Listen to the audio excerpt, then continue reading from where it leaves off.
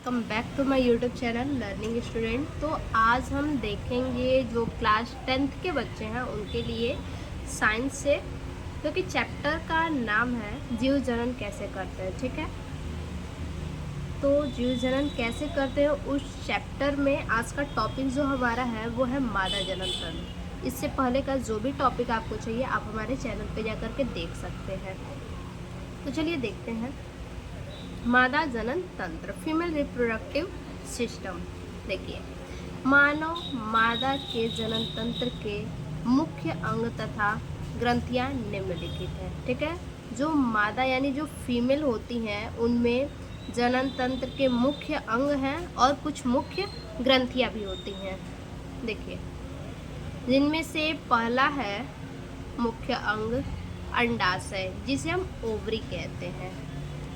देखिए, ओवरी यहाँ पे ये जो गोल आपको दिख रहा है, एक ये ओवरी है और एक ये ओवरी। ठीक है, एक लेफ्ट साइड है एक राइट साइड, यानी एक जोड़ी ओवरी है।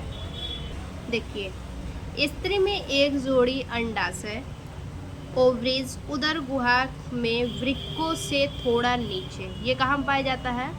उदर गुहा में वृक्क जो होते हैं, जो किडनी होते हैं, उनसे थोड़ा सा नीचे श्रोणी भाग में पीछे की ओर। ठीक है, श्रोणी भाग में पीछे की ओर गर्भाशय के दोनों ओर स्थित होते हैं। अभी हमने आपको फिगर में दिखाया। ठीक है, ये क्या होते हैं? गर्भाशय के दोनों ओर स्थित होते हैं, यानी लेफ्ट और राइट दोनों साइड में होते हैं। प्रत्येक अंडाशय चपटा बादाम के गिरी के आकार का, लगभग 2 सेंटीमीटर लंबा तथा 8 mm मोटा होता है। अगर आपको फिगर बनाना होगा तो कैसे बनाएंगे देख लीजिए पौधे। ठीक है, देखिए,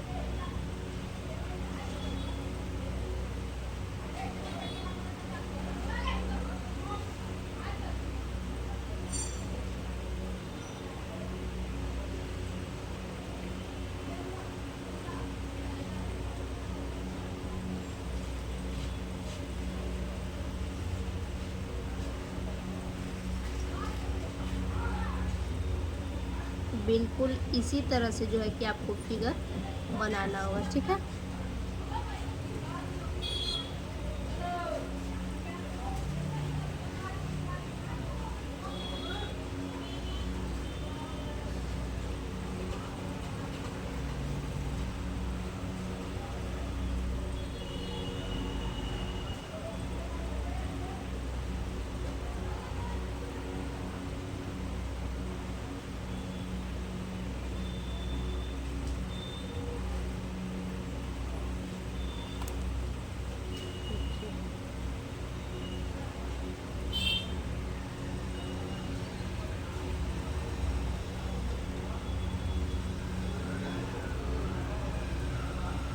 सेम इसी तरह से आपको जो है कि फिगर बनाना है। फिगर बहुत हार्ड नहीं है, बहुत ही ज़्यादा ईजी। अगर आप ट्राई करते हैं तो फिगर जो है कि बन जाएगा। ठीक है, सेम इसी तरह से आपको फिगर बनाना है।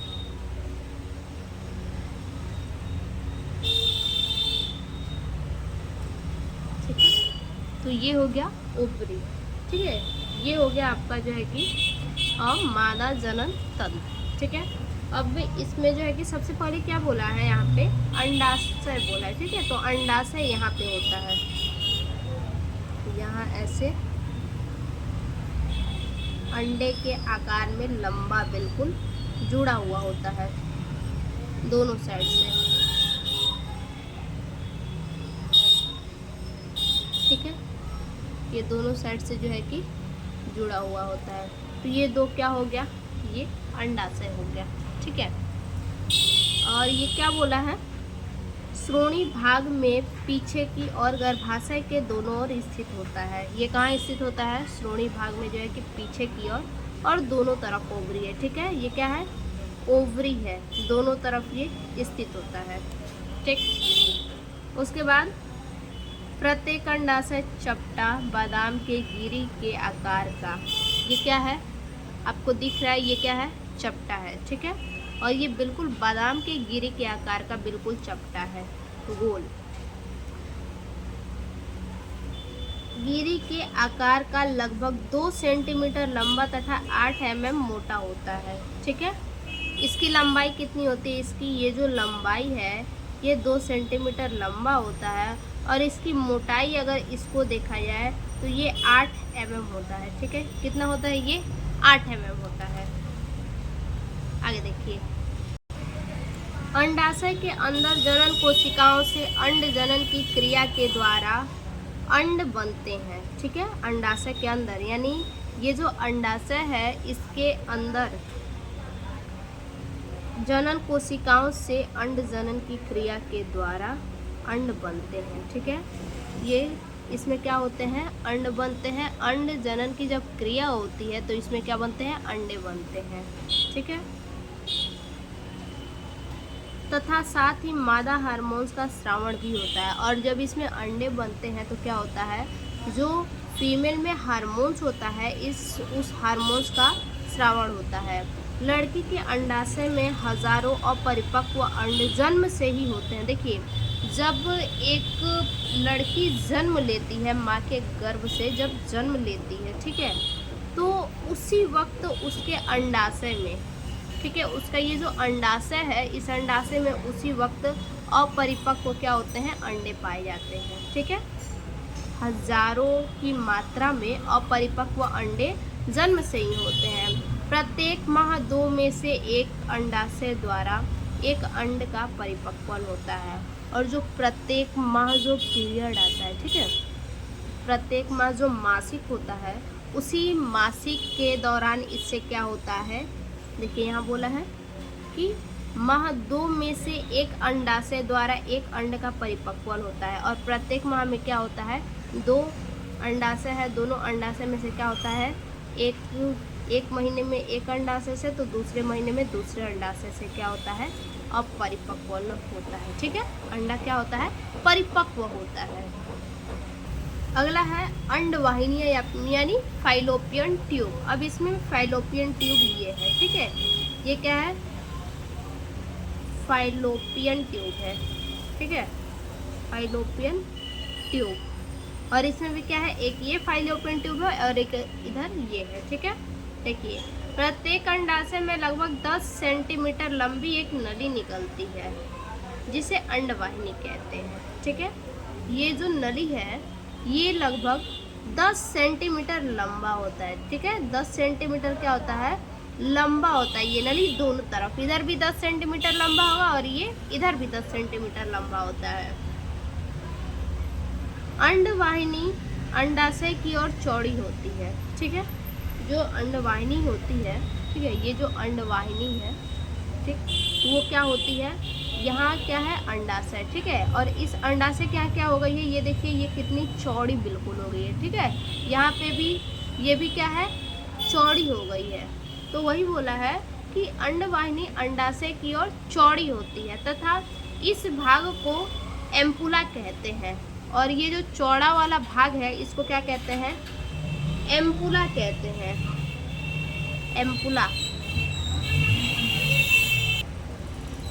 इसका ऊपरी भाग अंडाशय के पास ही एक कीप की तरह झालरदार रचना अंडवाहिनी मुखिका बनाता है। और इसका जो ऊपरी भाग आप देख रहे हैं, ठीक है, ये झालर की तरह बना रहा है। यहाँ पे देखिए, ये ऐसे क्या कर रहा है, झालर की तरह बना रहा है। तो वही बोला है कि इसकी ऊपरी भाग अंडाशय के पास ही एक कीप की तरह झालरदार रचना अंडवाहिनी मुखिका बनाता है। ये क्या बना रहा है, झालरदार अंडवाहिनी मुखिका बना रहा है, जो उदर गुहा में एक कुंडली तथा शंकरी फैलोपियन नलिका में खुलती है। और ये जो आपको ये जो अंडवाहिनी है ये कहाँ खुलती है, तो उदर गुहा में एक कुंडली तथा शंकरी फैलोपियन नलिका में खुलती है। ठीक है, ये कहाँ खुलती है, यहाँ से जब अंडा बनेगा तो ये किधर से भेजेगा, इस फैलोपियन ट्यूब के द्वारा ही भेजेगा, इसी नलिका के द्वारा। यहाँ अंडा बन जाएगा, अंडा परिपक्व हो जाएगा तो इसी एम्पुला के द्वारा क्या करेगा, फैलोपियन ट्यूब से होते हुए ये गर्भाशय में भेजेगा। ठीक है, फैलोपियन नलिका में खुलती है। अंडाशय से अंड यानी ओवम अंडवाहिनी मुखिका के द्वारा फैलोपियन नलिका में ही होती है। क्या कह रहा है, अंडाशय से ठीक है। ये जो अंडाशय है ये क्या है, अंडाशय है, ठीक है। क्या बोला है, अंडाशय से अंडवाहिनी मुखिका के द्वारा फैलोपियन नलिका में ही होता है। अंडे क्या होते हैं, इसी के द्वारा कहाँ आते हैं, फैलोपियन नलिका में, ठीक है। इसी मुखिका के द्वारा क्या होता है, ये फैलोपियन नलिका में, ये जो फैलोपियन ट्यूब है इसी में अंडे आते हैं। अंडवाहिनी का अंतिम सिरा गर्भाशय में खुलता है और इसका जो अंतिम सिरा है, ठीक है, इसका जो अंतिम सिरा है, ये जो अंडवाहिनी है इसका अंतिम सिरा है, ये कहाँ खुलता है, आके गर्भाशय में, ठीक है। ये क्या है, गर्भाशय है, इसी गर्भाशय में आके इसका अंतिम सिरा जो है कि खुल जाता है। तो ये हो गया अंडवाहिनी। उसके बाद अगले नंबर पे जो है वो है गर्भाशय, ठीक है। गर्भाशय क्या है, अभी हमने आपको बताया, ये पूरा क्या है, गर्भाशय है। देखिए, दोनों ओर की फैलोपियन नलिका संयुक्त होकर गर्भाशय का निर्माण करती है, ठीक है। दोनों ओर की जो ये फैलोपियन नलिका है, आपको जो ये दोनों नली दिख रही है, ये दोनों संयुक्त होकर क्या करते हैं, गर्भाशय का निर्माण करते हैं, ठीक है। गर्भाशय का निर्माण करती हैं। गर्भाशय अंडवाहिनी का ही भाग माना जाता है और ये जो गर्भाशय है ये किसका भाग है, तो ये अंडवाहिनी फाइलोपियन ट्यूब का ही एक भाग है गर्भाशय। यह लगभग 7.5 सेंटीमीटर लंबा, 5 सेंटीमीटर चौड़ा तथा 3 सेमी मोटा पेशीय शंक्वाकार होता है। शंक्वाकार यानी समझिए नाशपाती के आकार का होता है, ठीक है। नाशपाती आप लोग देखे होंगे, उसी के आकार का होता है। तो जो गर्भाशय है उसकी लंबाई लगभग 7.5, ठीक है, और चौड़ाई क्या है, 3 चौड़ाई है 5 सेंटीमीटर और मोटाई 3 सेंटीमीटर, ठीक है। देखिए, ये जो लंबाई है आपको दिख रहा है ये 7.5 है और ये चौड़ाई जो आपको दिख रहा है 5 सेंटीमीटर है, ठीक है। और इसकी अगर मोटाई देखी जाए, ठीक है, इसकी अगर मोटाई देखी जाए तो ये 3 सेंटीमीटर मोटा होता है, ठीक है। देखिए, इसका चौड़ा सिरा ऊपर की ओर तथा संकरा सिरा जिसे ग्रीवा कहते हैं, ठीक है, नीचे की ओर होता है। क्या कह रहा है, चौड़ा सिरा ऊपर की ओर। यहाँ पे आप देख रहे हैं ये क्या है, बिल्कुल चौड़ा सिरा है, ठीक है। ये क्या है, बिल्कुल चौड़ा सिरा ऊपर की ओर है और नीचे की ओर क्या है, देखिए संकरा सिरा जिसे ग्रीवा कहते हैं नीचे की ओर होता है। देखिए, इसे हम क्या कहते हैं, ग्रीवा कहते हैं, ठीक है। और ग्रीवा क्या है, नीचे की ओर है ग्रीवा। गर्भाशय ग्रीवा द्वारा योनि में खुलता है, ठीक है। गर्भाशय क्या होता है, ये जो गर्भाशय है वो ग्रीवा के द्वारा ही योनि में क्या होता है, खुलता है। ये क्या है, योनि है, ठीक है, ये है योनि, ठीक, जिसे वजाइना भी कहते हैं। क्या कहते हैं, वजाइना कहते हैं। यही है गर्भाशय ग्रीवा, ठीक है। इसी के द्वारा ये क्या होता है, गर्भाशय ग्रीवा के द्वारा ही ये योनि में खुलता है, ठीक है। योनि को ये वजाइना भी कहते हैं। गर्भाशय की भित्ति मोटी पेशीय अस्तर की बनी होती है, ठीक है। ये जो गर्भाशय की भित्ति होती है, ये जो गर्भाशय की भित्ति होती है, ये किस प्रकार के ऊतक पे बनी होती है, तो बिल्कुल मोटी पेशीय ऊतक से बनी होती है, ठीक है, तथा अंदर की ओर वलित रहती है। और ये क्या है, देखिए ये अंदर की ओर क्या है, वलित है बिल्कुल, ठीक है। निषेचित अंड गर्भाशय में स्थापित हो जाता है और यहाँ पे जब फर्टिलाइजेशन होता है, ठीक है, फर्टिलाइजेशन होता है, जब ओवम और स्पर्म मिलते हैं, फर्टिलाइजेशन हो जाता है, तो ये कहाँ पर स्थित होते हैं, फर्टिलाइजेशन होने के बाद इसी गर्भाशय में आके क्या होते हैं, स्थित हो जाते हैं, ठीक है। देखिए, निषेचित अंड गर्भाशय में स्थापित हो जाते हैं, यानी यही जो गर्भाशय है यहीं पे आके क्या करते हैं, ये स्थापित हो जाते हैं। यह पहले भ्रूण तथा फिर धीरे धीरे शिशु के रूप में विकसित होता है। यहाँ जब निषेचित होता है गर्भाशय में ये आ जाते हैं तो पहले तो भ्रूण रहता है, ठीक है, भ्रूण रहता है और उसके बाद धीरे धीरे क्या होता है, शिशु के रूप में बदल जाता है, ठीक है, शिशु के रूप में विकसित होने लगता है। ये हो गया गर्भाशय के बारे में। उसके बाद आगे है योनि यानी वजाइना जिसे कहते हैं। गर्भाशय का अंतिम संकरा भाग योनि कहलाता है। ठीक है, ये जो गर्भाशय है इसका अंतिम भाग क्या है? अंतिम भाग है योनि जिसे हम वजाइना भी कहते हैं। ठीक है, देखिए गर्भाशय का अंतिम संकरा भाग योनि कहलाता है। यह मूत्राशय तथा मलाशय के मध्य स्थित पेशीय युक्त भित्ति होती है। ठीक है, ये क्या बोला है कि मूत्राशय तथा मलाशय के मध्य स्थित। देखिए ये जो योनि होती है इसके ऊपर क्या होता है? मूत्राशय की नली होती है और इसके नीचे क्या होता है? मलाशय की नली होती है। ठीक है, इसके ऊपर जो नली होती है उससे मूत्र मार्ग का नली होता है और इसके नीचे वजाइना के नीचे जो नली होती है वो क्या होता है? मल त्याग का नली होता है। ठीक है, जिससे मल त्यागते हैं। मध्य स्थित पेशीय युक्त भित्ति वाली 7.5 से 10 सेमी एक थैलीनुमा रचना होती है। ठीक है, इसकी लंबाई कितनी होती है योनि की? ये जो लंबाई है ये लगभग 7.5 से लेकर 10 सेंटीमीटर तक लगभग ये लंबा होता है।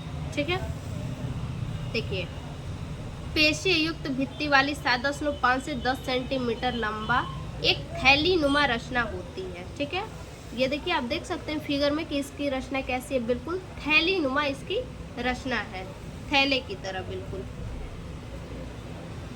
यह अत्यधिक फैलने तथा सिकुड़ने वाली नली होती है। देखिए ये क्या होती है? ये जो वजाइना होता है इसका नली क्या होता है? बहुत ज़्यादा ये फैल जाता है और बहुत ज़्यादा ये सिकुड़ भी जाता है, क्योंकि ये क्या होती है? पेशीय युक्त नली होती है। ठीक है, तो ये बहुत ज़्यादा फैल भी जाता है और बहुत ज़्यादा ये नली सिकुड़ता भी है।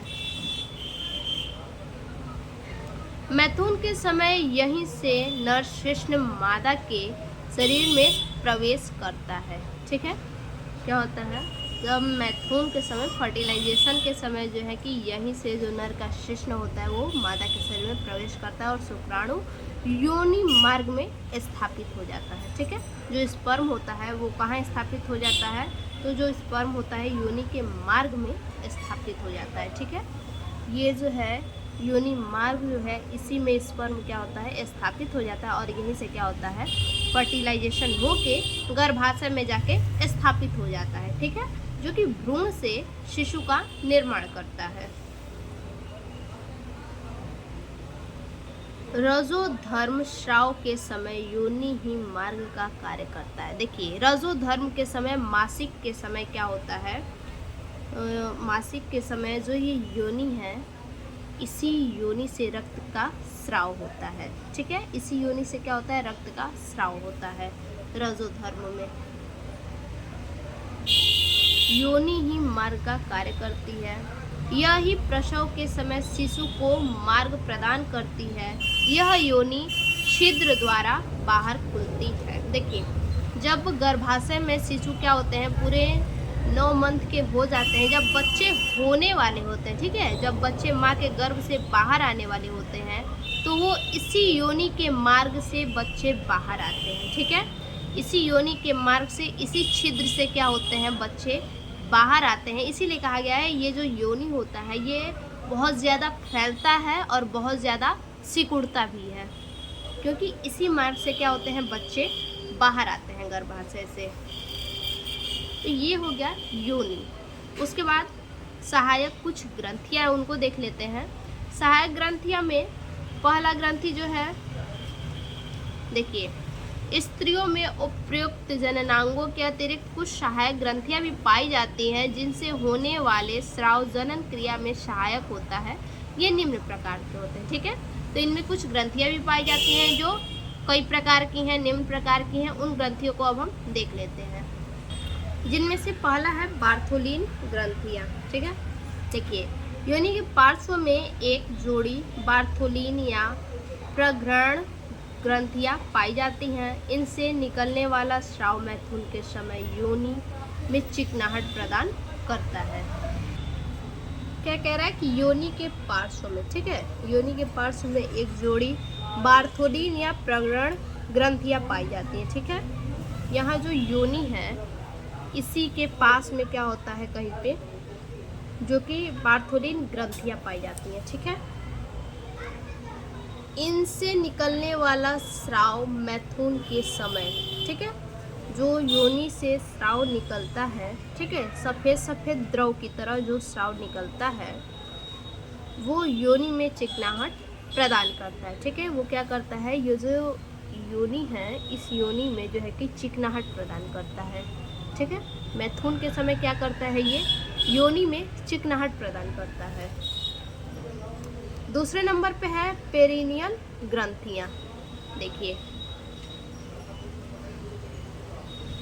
वेस्टिब्यूल व रेक्टम के मध्य, ठीक है, वेस्टिब्यूल या फिर रेक्टम के मध्य एक जोड़ी पेरिनियल ग्रंथियां पाई जाती हैं। इससे निकलने वाले स्राव में एक विशेष गंध होती है। ठीक है, जो पेरिनियल ग्रंथियां पाई जाती हैं तो इस ग्रंथि में जो है कि एक विशेष प्रकार का गंध होता है। ठीक है, इससे ये जो ग्रंथि है इससे एक विशेष प्रकार का गंध क्या होता है, गंध का स्राव होता है। उसके बाद अगला है निषेचन। ठीक है, देखिए, मानव में आंतरिक निषेचन होता है। ठीक है, मानव में क्या होता है, आंतरिक निषेचन होता है, क्योंकि यह मादा के शरीर के अंदर होता है। ठीक है, ये निषेचन कहाँ होता है, मादा के शरीर के अंदर होता है, इसीलिए ये क्या है, आंतरिक निषेचन है। नर के वृषण में बने शुक्राणु, मैथुन के समय मादा योनि में लाखों शुक्राणु निष्कासित किए जाते हैं। जो मेल के वृषण में जो शुक्राणु बनते हैं, ठीक है, मेल के वृषण में क्या होते हैं, शुक्राणु बनते हैं। तो मैथुन के समय ये जो शुक्राणु होते हैं, मैथुन के समय मादा योनि में लाखों शुक्राणु निष्कासित किए जाते हैं। जब मैथुन होता है तो मैथुन के समय क्या होते हैं, लाखों शुक्राणु जो है मादा के योनि में क्या होते हैं, प्रवेश करते हैं।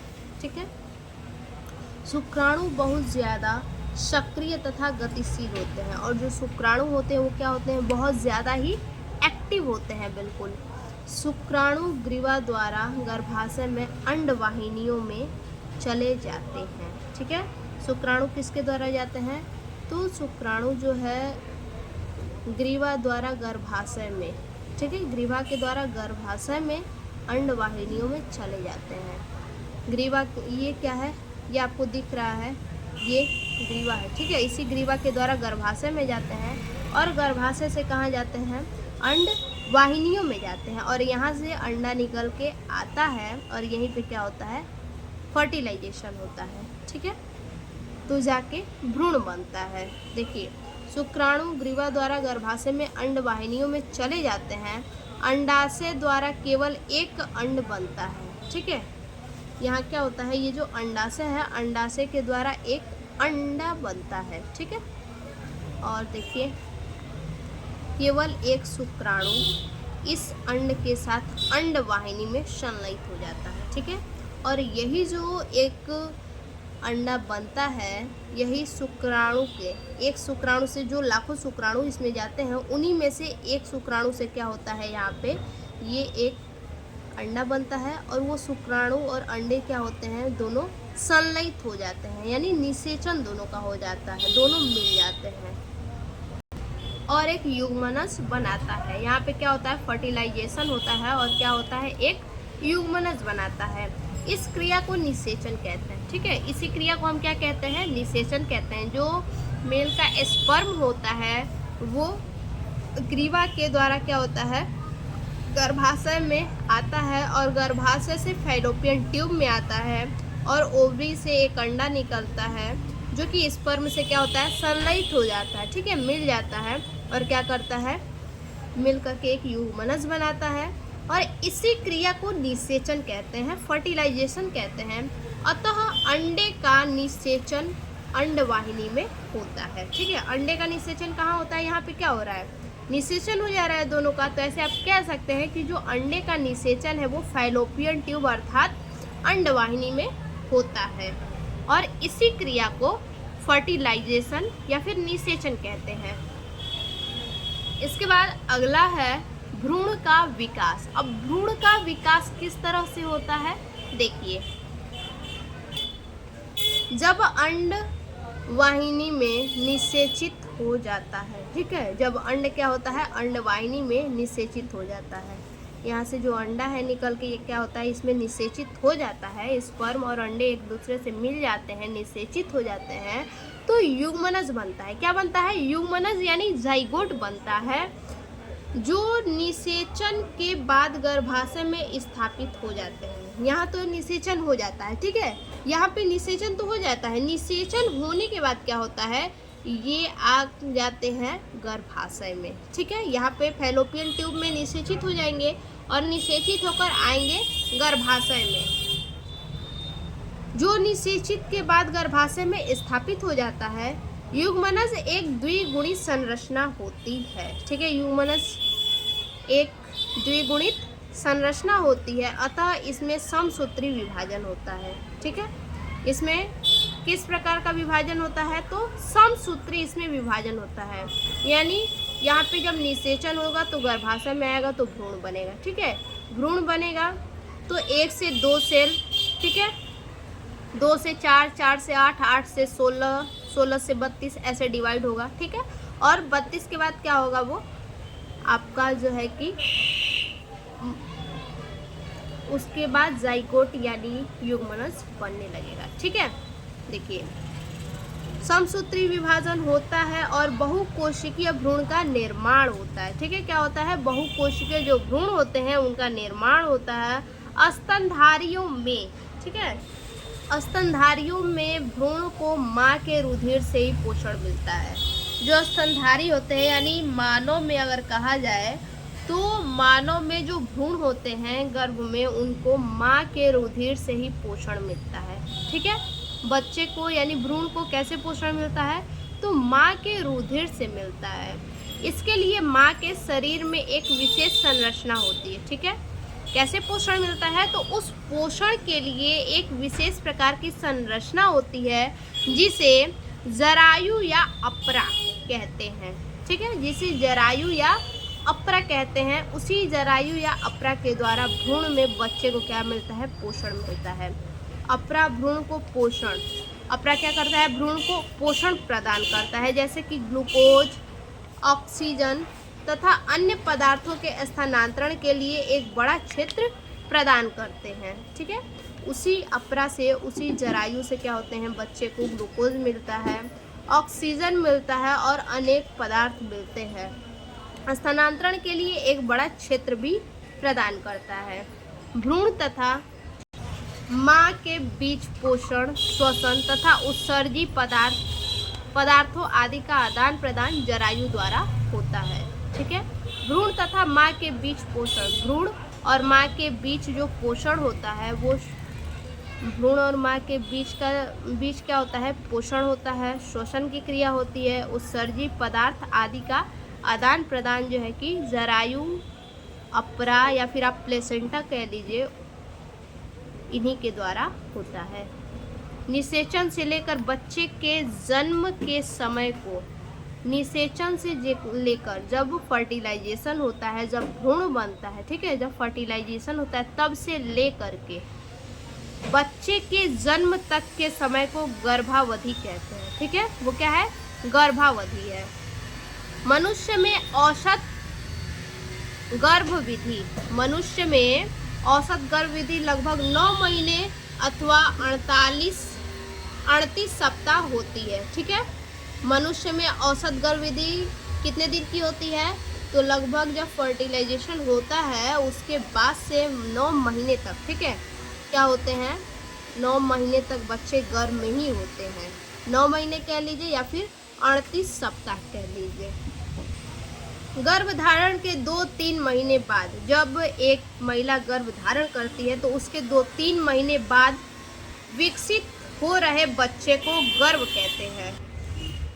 जब गर्भ में बच्चे 2-3 महीने बाद विकसित हो रहे होते हैं तो उन्हें हम क्या कहते हैं, गर्भ कहते हैं। गर्भाविधि पूर्ण होने के बाद बच्चा बाहर आता है, ठीक है, जब गर्भाविधि जब पूरा हो जाता है, जब बच्चे पूरे 9 मंथ के हो जाते हैं और उसके बाद जब बच्चे माँ के गर्भ से बाहर आते हैं तो उस स्थिति को प्रसव कहते हैं। प्रसव के समय गर्भाशय की पेशियां संकुचित होकर फैल जाती हैं। प्रसव के समय जो गर्भाशय की जो पेशियां होती हैं, ठीक है, जो पेशियां होती हैं वो क्या होती हैं, बिल्कुल पूरी तरह से फैल जाती हैं। जाहिर सी बात है, बच्चा जैसे जैसे बड़ा होगा वो गर्भाशय की भित्तियां भी क्या होंगी, वैसे वैसे फैलती जाती हैं और बच्चा माता की योनि द्वारा बाहर धकेल दिया जाता है। और बच्चा कैसे निकलता है, तो जो माता की योनि होती है, ठीक है, जो माता की योनि होती है उसी योनि के द्वारा बच्चे क्या होते हैं, बाहर आते हैं। यह एक पीड़ा कारक प्रक्रम है, ठीक है। और ये जो स्थिति होता है, बच्चे को गर्भ से बाहर लाने की जो स्थिति होती है वो बहुत ही ज़्यादा पीड़ादायक होती है। ऐसा कहा जाता है लगभग जो है कि 8 हड्डियां टूटने के बराबर उतना पीड़ा होता है एक बच्चे को जन्म देने में। प्रसव पीड़ा के समय पीयूष ग्रंथि से ऑक्सीटोसिन नामक हार्मोन्स का स्राव होता है, ठीक है। जब प्रसव पीड़ा होता है, यानी प्रसव पीड़ा मतलब जब एक महिला एक बच्चे को जन्म देती है उस समय जो पीड़ा उसको होता है, जो दर्द होता है, उस समय एक ग्लैंड होता है, पीयूष ग्रंथि होती है। उस पीयूष ग्रंथि से ऑक्सीटोसिन नाम की एक हार्मोन्स का क्या होता है, स्राव होता है, ठीक है। ऑक्सीटोसिन नाम की हार्मोन्स निकलती है और वो जो हार्मोन्स है उस क्रिया को नियंत्रित करता है और वही हार्मोन्स क्या करता है, उस दर्द की प्रक्रिया को क्या करता है, नियंत्रित करता है, उस दर्द को नियंत्रित करता है।